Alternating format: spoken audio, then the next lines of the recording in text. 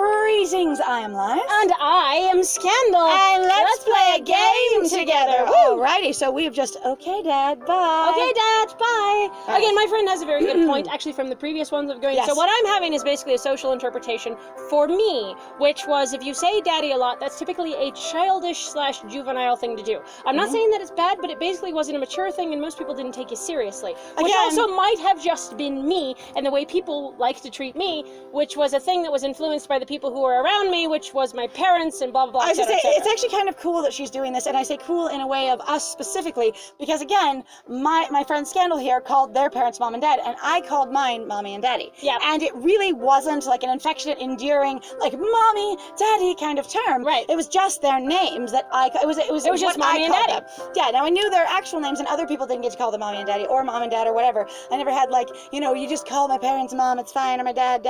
It's just, that was what I used. And so for me, it has very little connotation as far as like behavior and social is concerned, Right. because it was never an aggressively affectionate or connective term for me. That's just what I called them. Right? Anyway, love you, pumpkin. Uh-huh. Love you too. All right, here we go. Half an hour has passed, but Daddy hasn't texted me back. Okay, so That was here's a the thing text? is, he sent you a message and you answered a phone call, and then you're waiting for him to text you back. I feel like that was bad editing right there. That like also- right away, I'm going, what was that? Did you mean to say call? And then going, he then did call you. Did you mean to have that call happen? Or are you calling it texted and you're not sure about the language? Like, what do we have I was here? about to say, that sounds like basically send a message, but then never established what the initial text message was at all. My dad has sent me a message, which might have been like, hey, pumpkin, or whatever it was, right? Like some sort of endearment, because Right. or go, hello, my child. Greetings, my I'm child. here on the highway. On the I highway. love the so giraffe good. one. It's so good. Oh, I'm God. on the highway. I thought I would just let you know. I would be a little late. A little late. It was so Oh, good. yes. All right. Half Anyway. an hour has passed, but Daddy hasn't texted me back. So I feel like that's some kind of an error of context. Maybe it's meant to be a different name other than daddy, or maybe they're not labeling the phone call the same as texting. I don't know. Right? I guess he must be busy. Or do he could we have two daddies and only one of them called us? Ooh, you Ah. never know. There's Anyway. also the possibility as well of going like, for me, I'm going, he's in the subway. Yes. You might not actually have very good signal in the subway. Now, as So- far as I understand, they've actually done much better with them, because they will now route basically Wi-Fi through those areas. So that's what it could be. It could be he texted me, I called him immediately, then he had to hang up for the subway, and then we're immediately saying it's been half an hour since then, and he didn't, call me back from the subway or text me going, I'm Right. out of the subway. Right. That's possible, but that was very vague. Vague. Oh, wow. Suddenly, the doorbell rings. That was quite a doorbell ring. It must be Kayla. It has to be. She's early though. I Have I wow. eaten my light meal? I hope so. I hope so, for Aye. sure. Here we go. I... Hey, babe. You're impossibly late. Oh, not impossibly. I could have been later. Just watch me. Stylish and fashionable and late as always. Sorry, not sorry. I mean, that looked like a stressed out face. That looked a little... It did. It was sorry. incongruous. Sorry, not sorry. They'll think we're too desperate if we get there early. I'm also like, that's what But, you're gonna wear to How do I whatever look? this sounds like? Depends on what type of party it is, I guess, or what her... Again, party with lots of booze and a DJ. Again, Burton doesn't seem to be a reliable narrator and has little to no information about a freaking party that they should know about. Like, people should be talking about what was in this party, what's there, like, but maybe or let's not, just- if you don't ask questions and you normally just trust your friends. If Kayla goes, oh my God, you got invited to that party, you need to go. God, those parties are rocking. Right? That's it, and then you go. And then the outfit for me doesn't necessarily indicate what kind of party it is. However, I would have expected something, a little more revealing, maybe, given Or like, the just setup. a little bit more clubby. You don't have to have actually club gear that looks super revealing. That's I don't actually even know what club gear is. It's more like raver stuff. People were talking about like a lot of like raver gear, which But is is that high-class, expensive poshy parties? Is there posh raver? there might be. Do you have bougie raver? I need to know. I mean, if they're white people, you bet. All right. I, But how do I look? stunning, as always. I was about to say she's going to completely be like, you look amazing. You look amazing. You're Because, brilliant. like I said, Thank I you. think Byrne is supposed to be a little bit more like, I am here and I approve everything and I'm soft and floofy. I have very few opinions of my own, but I'm gonna get out there and live. Hey! Yes, that sounds right so far. And what about me? I mean, well, Kayla studies me from top to toe. oh dear. Scrutinizing you. It makes me nervous. Hmm. What? Do I look stupid? Ah. Kayla laughs at me. No, silly. You look great, as always. Who am I to judge a fashionista like you? Basically, I won't criticize your outfit. It'd take too much work. By the way, you're so out there. Or she really is, like, Vern is genuinely Hot as hell. Yes, and brilliantly beautiful, stunning. I just threw these things on and you look fabulous. People don't understand that I'm like born sexy again yesterday. I'm just born amazingly. I walk out of the shower and I look like I look as though I've been pampered for 6 hours in a salon and I'm ready for the red carpet. It's fine. Like I could go naked and everyone would say it was art. Yes, and if I wore clothing like a bad t-shirt and torn jeans that didn't fit at all, so which one do you want to then go with? amazing. Because I'm actually kind of conflicted going, do you want to go, like you're playing Kayla, then what do you be like, do you think Kayla's telling the truth? Do you think Kayla is actually being like, you really are so fucking good looking, I don't understand why I feel like me. trope-wise, it's going to be the one where basically I'm not telling you your fashion style is crap. I feel like trope-wise, it's going to be I'm trying to support my friend and not bag in. And you might be super much more attractive than me, but I still think you've dressed like crap. Okay, I could see that, but I wish we really wouldn't have the predatory. I don't like it either. Like I said, I'm not necessarily going to play it that way, but that's what I'm interpreting right now. Right. So I'm going to just go with, you always look amazingly good no matter what. I'm going to go with that one. But I also resent you for it. I'm also stressed out because I stand next to you and then I feel like no one will ever look at me unless they're just super into, pale wayfish brunettes. And that's it. That's all I've got. All I have, yeah. Like, how many pale wayfish brunettes do you know? It's fine. A few. I grin happily at her compliment. Mm. I knew it. Thanks, hon. Are you ready? I nod. Let's get the party started. Here right in the car. And we immediately start playing the Numa Numa song. Or we're just in the car, headbanging. Baby, don't hurt me. No more. Until you break the window with your head. It's fine. All right, and everyone's like, and then we start singing Chocolate Rain. The party is awesome. This empty area in a hotel, basically pool, like lounge. It's awesome. Oh, my favorite part has to be the bird feeder. I was like, is that a bird feeder? That's so charming. I love the bird feeder. I love it. All right. Hundreds of people are here. Behind me. Over there. Behind me. Okay, so over I will that say, direction. graphic conventions, I know it takes a lot of time to draw people, but there are ways to do this that make it very, very simple. Just doing really simple, like, shadow blurbs, or just slightly colored little blurbs. Or you can even just take, like, a crowd, make it transparent, run it over it, and do all of them real quick watercolor approximations kind of thing. Like, you can make it so you don't see who any of them are, but they're people. I mean, in Star Wars, the reboot, in the first one, they did Q-tips, colored Q-tips. Oh, yeah. Crowd.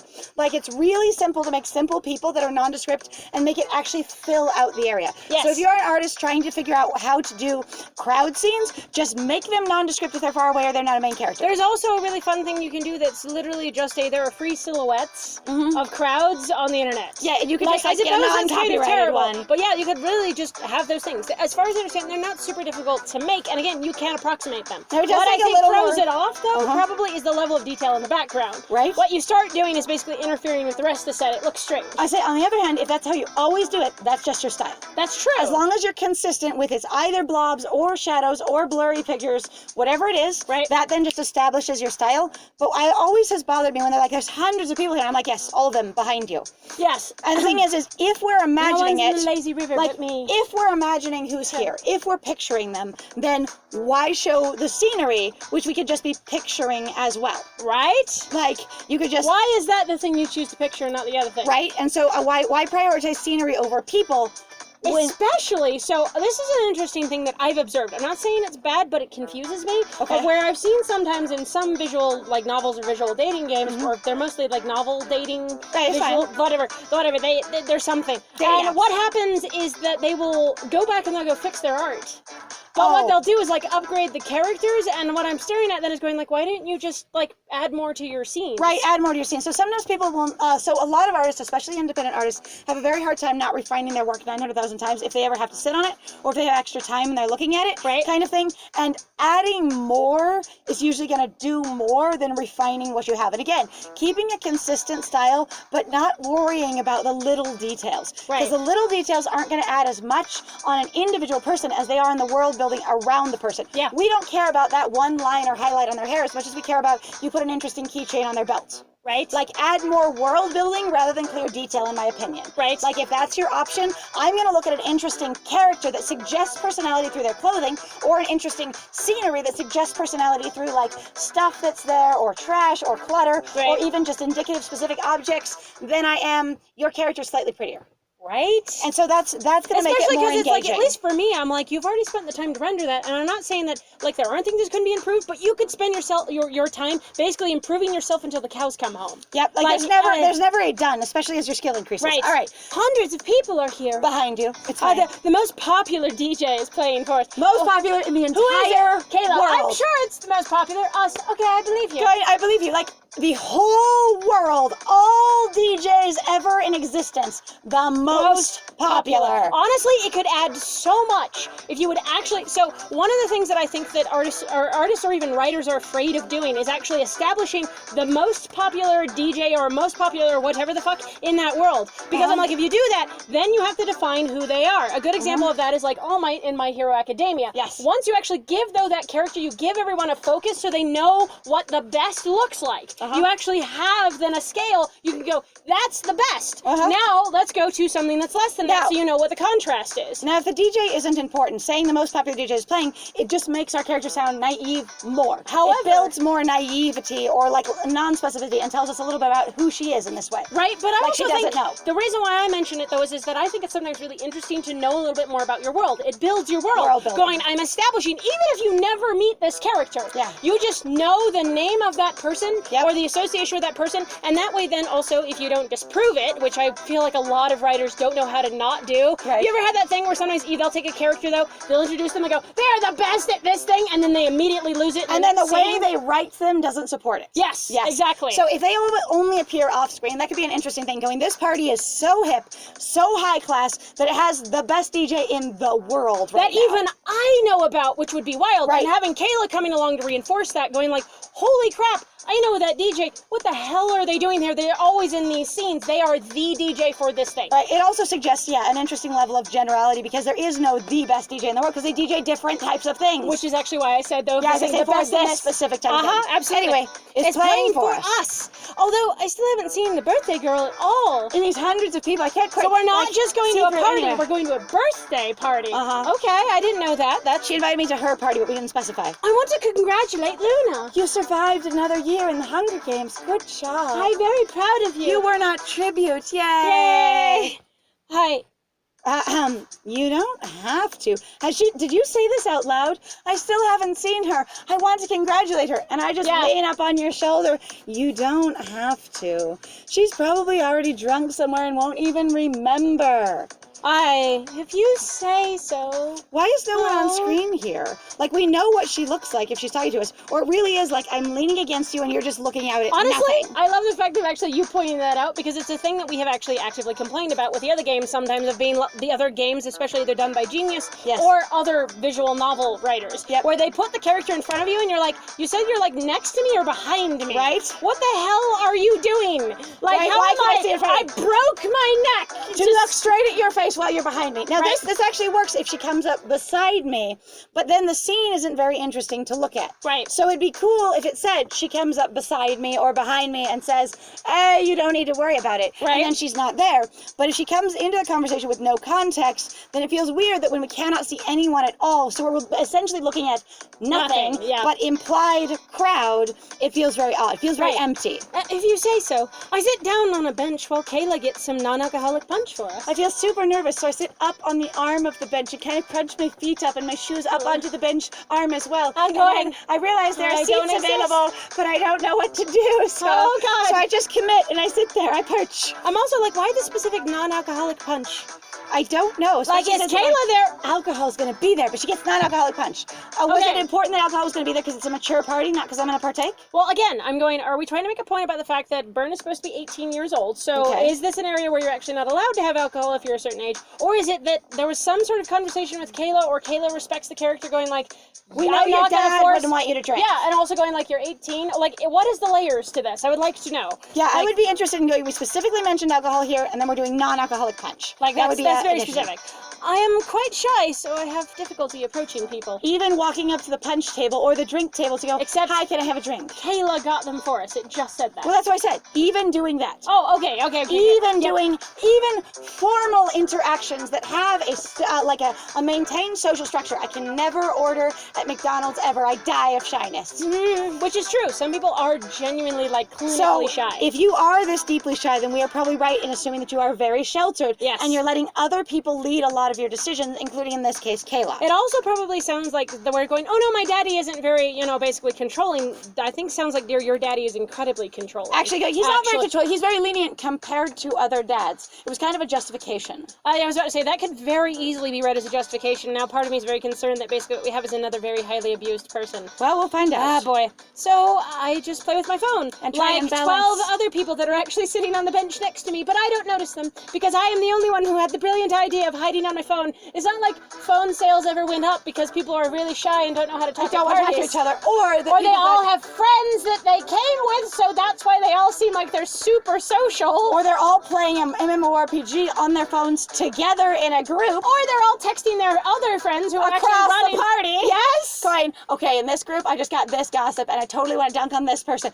Oh, so-and-so said what? Okay, you need to say this from me. Right? Like, we're all talking in 4 conversations at once in different parts of the room. Honestly, I do not like sometimes like the anti-technology angle stories like to take, and it bugs the shit It out really of me. does. I can be involved in 6 conversations in And you different have parts no of the idea. grounds, and you have no idea. Anyway, I just play with my phone. Now, that is a way to hide. That is an appropriate shy thing. And sometimes it's really actually very valid. Oh, dear. I take some pictures of everybody for my blog.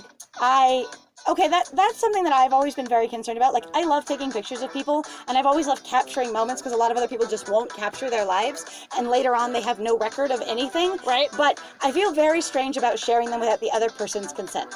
Right. Without the person in the photo giving permission I if it's to a think- public platform. I think it's very much a cultural thing. It's probably a Okay. thing you or I don't like it much either. But I am also very like socially awkward in that way of being like, I don't really like photos of myself. But I've also lived with a very much like body shaming sort of like self-hate experience that might not exist all the way. And sometimes some people actually take that as going, I'm taking pictures to basically validate myself. It's Yeah. literally me for me, where people like to make fun of selfie culture. And I've noticed a lot of people going, there was an interesting basically experiment that they performed where they took one of these amazing marble statues, right? Oh, the that had beautiful- a hand that was elevated above itself, and it's this gorgeous woman, assumed, where she's very naked, and she just got her hand up above her head, and what they did is they just kind of, boink, they stuck a cell phone in her hand, so it looks like she's taking pictures of herself. And suddenly, a lot of people's reactions to it became very nasty and very negative, primarily from men. Because previously the statue was there for them to gaze upon her displaying herself out to the outside world. Then, with the phone there, it was transformative of the art. Right. She was then looking at and thinking about herself, not you and your gaze. Yes, and a lot of people got really angry, and other people were like, that is hilarious, and that is very aware. Yep. All right, so she takes the pictures on her phone. For her blog. I just wanted to comment on that because I'm like, sometimes taking pictures of other people, it's important to ask their consent if you're going to put it in a public place. Yes, absolutely. I run a fashion blog, although it isn't as popular as Jillian. Oh God. Although it We're in isn't as competition. popular as Jillian's. I see. But fashion has always been my passion. Fashion is my passion! Oh, graphic design.